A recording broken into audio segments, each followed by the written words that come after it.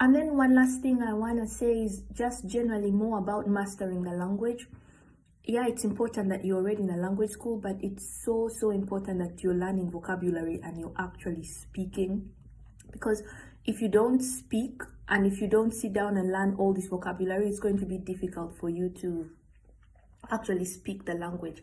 And then other things like hearing, I think for me that came with just generally when I was in the zouk, I would hear them speak and I would literally be sitting there like, what are they trying to say? What in the beginning I would be trying to listen to what they're trying to say, and then with time you kind of understand. Everything comes with time. But the most important thing is, for me, the most important thing is trying to speak, even though you're shy, even though you feel like they're not going to understand you. Sometimes they'll reply to you back in English because they realize you're a foreigner, but speak back in German. So it's honestly just practice and practice every day for you to master the language.